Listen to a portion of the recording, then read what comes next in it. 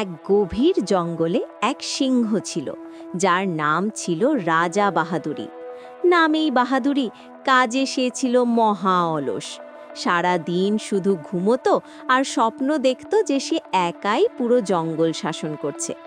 তার সবচেয়ে প্রিয় কাজ ছিল দুপুরে খাবার পরে একটা বড় গাছের নিচে শুয়ে ঘুমোনো। একদিন সেই অলস সিংহ গভীর ঘুমে আচ্ছন্ন। তার পাশ দিয়ে যাচ্ছিল এক চালাক শিয়াল, নাম তার সন্টু। সন্টু দেখল সিংহের মুখ হাঁ করা আর মাছি ভনভন করছে। সন্টু ভাবল, ইস, এমন সুযোগ কি ছাড়া যায়। সে আস্তে করে সিংহের নাকের কাছে গিয়ে একটা বড় টিকটিকি ছেড়ে দিল। টিকটিকিটা সিংহের নাকের ফুটোর মধ্যে ঢুকে পড়তেই সিংহ ধরফর করে উঠে বসল, আর শুরু হলো তার প্রবল হাঁচি। হাচ্চু হাচ্চু! সিংহের হাঁচির শব্দে পুরো জঙ্গল কেঁপে উঠল।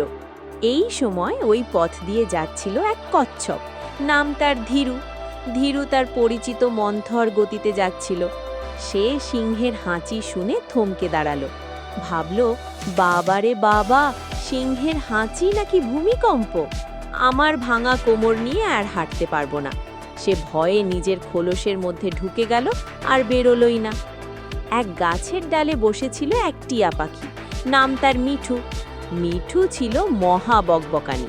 সে সিংহের হাঁচি শুনেই হাচ্চু হাচ্চু করে নকল করতে শুরু করলো, আর তার সাথে যোগ করলো, আহারে সিংহ বাবা, নাকটা মনে হচ্ছে ফেটে গেল। আর ঠিক সেই মুহূর্তে একটা হরিণ, নাম তার ছুটন্ত, যে কিনা কাছেই ঘাস খাচ্ছিল, সে সিংহের হাঁচি আর টিয়ার বকবকানি শুনে এমন চমকে উঠল যে লাফ দিয়ে সোজা গিয়ে পড়ল এক কাদার ডোবায়। তার সারা গায়ে কাদা লেগে গেল। সে উঠে এসে রাগে গজরাতে গজরাতে বলল, কে রে বাবা, আমাকে এমনভাবে চমকে দিলি? এখন আমাকে এই কাদা গায়ে নিয়ে বাড়ি যেতে হবে। সিংহ বেচারা তখনও হাঁচি বন্ধ করতে পারেনি।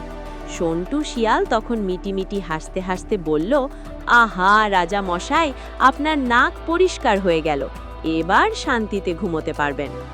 জঙ্গলের বাকি পশুরা এই দৃশ্য দেখে হাসতে হাসতে গড়িয়ে পড়ল। আর সেই দিন থেকে সিংহের ঘুম ভাঙানোর ভার পড়ল সন্টু শিয়ালের ওপর।